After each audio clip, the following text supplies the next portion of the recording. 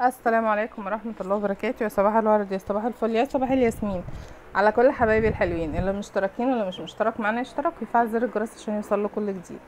صباحكم فل، صباحكم قشطة، صباحكم نضيف كده زي المطبخ بتاعي الجميل ده. قبل اي حاجة كده تعالي صلي على النبي وزيد النبي صلاة وحدي الله وادخلي على شركة يوميات نانا، عاملة لك عروض وخصومات وتخفيضات جميلة جدا جدا جدا. هسيب لك رقم الباشمهندس محمد في اول تعليق مثبت لو حبيتي تفتحي قناه على اليوتيوب او على الفيسبوك او اي حاجه تخص السوشيال ميديا. قشطه قشطه. قبل اي حاجه بقى انا بشكركم جدا جدا جدا من كل قلبي. شمري يعني انا شمري على سؤالكم عليا الدائم. انا اسفه جدا جدا جدا جدا اتاخرت عليكم. بقالي تقريبا كده 5-6 ايام ما نزلتش فيديوهات، حقكم عليا والله العظيم غصب عني.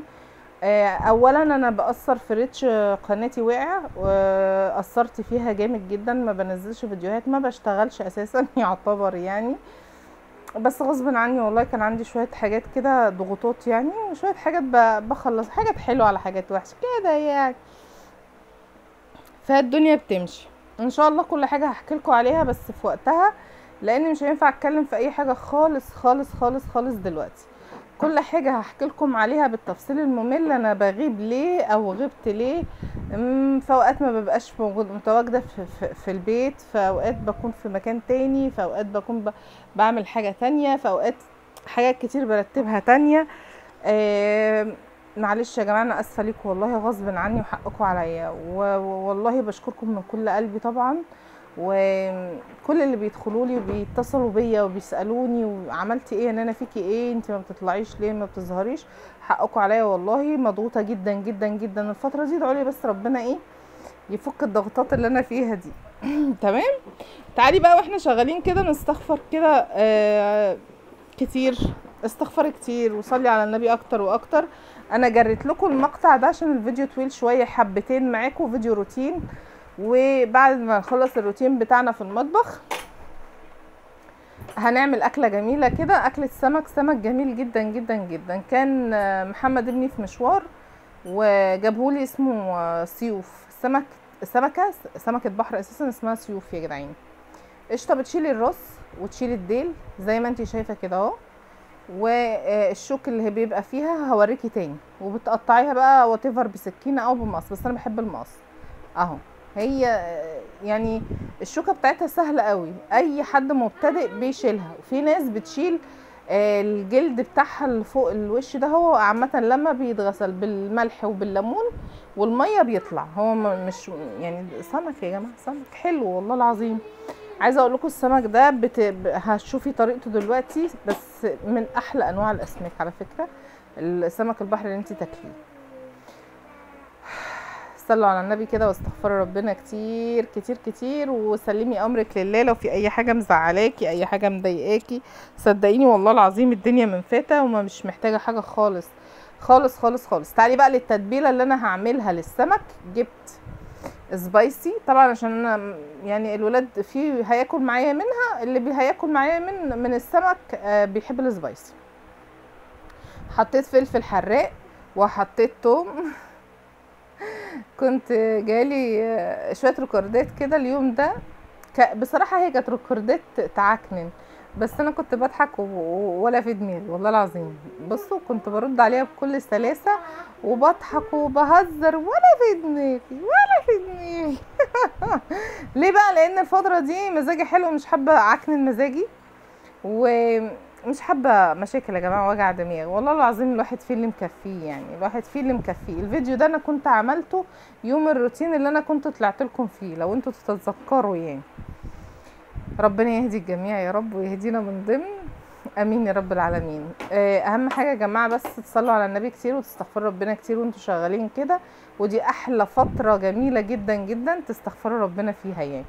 عصرت ليمون وحطيت الثوم وحطيت الفلفل السبايسي. كل ده ريكورد ما تاخدوش في بالكم، انا ريكوردات اليوم ده كانت كتيره قوي، وقعدت اغني وهيص وشهيص في نفسي ولا في دماغي ولا كان شاغلني حاجه والله. بس في الاخر ناديت لابني قلت له خد التليفون ده بعيده عني عشان اعرف اشوف شغلي اخلص اللي ورايا. بصوا يا جماعه، لو اي حد في الدنيا حاول يستفزك او يزعلك زي ما انت شايفه الخلطه كده، هتحطيها. استنى حمودي، يلا اقعد بقى، خلاص بقى كفايه حب كده. هي هتلاقي حد يستفزك او حد يضايقك، كبري دماغك وطنشي وسيبها على الله، وربنا هو اللي هيدبر لك كل حاجه باذن واحد احد ان شاء الله. هتحطي الخلطه دي وهتقلبيها كده اهو زي ما انت شايفه. في اليوم ده انا مش هعمل السمك ده، بس هتشوفوا معايا، بس خليكي مكمله الفيديو لان الفيديو فيه روتين وفيه اكله جميله.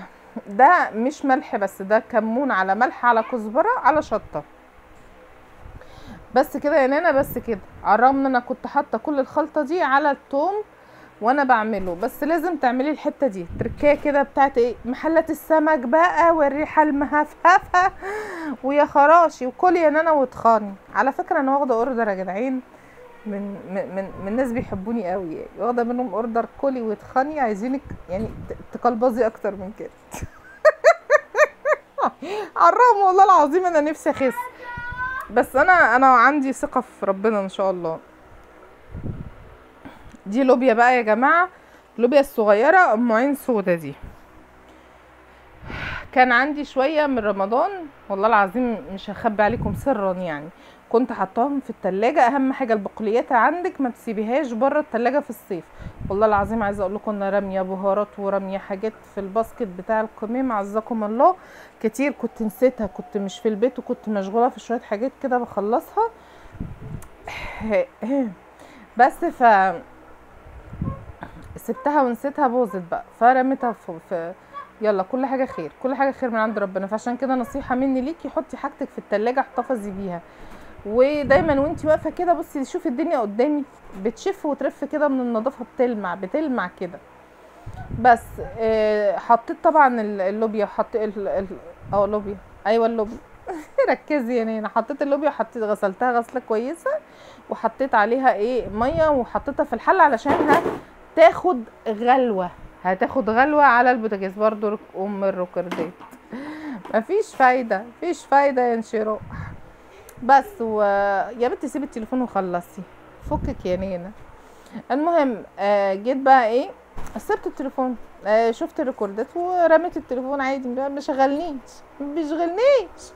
بص يا جماعه، كبروا دماغكم، عيشوا حياتكم، عيشوا وقتكم، عيشوا سنكم، بس عيشوا بما يرضي الله، لان الدنيا من فاتة، مفيش يعني مفيش وقت. والله والله والله الموت اقرب من العين والحاجب. والواحد لو معاش اليومين اللي هو عايشينه بما يرضي الله ويعيش مبسوط وما يعيش متعكنن، هي يعني حرام ربنا هيحاسبك يعني. المهم زي ما انت شايفه كده، انا كده كده هقلي سمك وهقلي بطاطس وهعمل اكل وهعمل كل حاجه. انا معاكي. طب بتغسلي البوتاجاز ليه؟ ان انا ما هيتوسخ تاني. ماشي هيتوسخ وهيتملى زيوت وكل حاجه، بس تكون الحاجه نظيفه. انا بطبيعتي ببل عناب عناب، وده وللاحباب يا عنب. بس بحب اعمل انا عناب دايما وببله وبسيبه في التلاجة قشطه. وبعد كده يعني بحليه بقى وسكر واحطه في التلاجة يسقع كده، نشرب كل شويه شويه كده حاجه عناب بيرطب. بالنسبه لي انا ضغطي عالي، فببله مش بغليه، وبشربه ساقع مش سخن قشطه. اللي عنده مثلا ضغطه عالي. وبرده لو تلاحظوا مش بكتر فيه السكر، لان مش بحب حاجه فيها سكريات اساسا. انا بشرب كل حاجه من غير سكر يا جماعه، بس طبعا العصير ما ينفعش، لان ممكن ولادي ياخدوا شويه ده ياخد شويه، فاهمين بيبقى مزز شويتين يعني. بس بقلبه بقى كده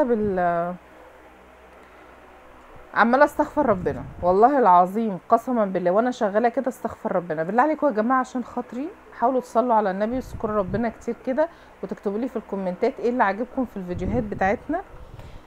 طبعا انا مقصره بس حقكم عليا. حاولوا تشجعوني الفتره الجايه دي وقولوا لي اشتغلي يا نانا ونزلي فيديوهات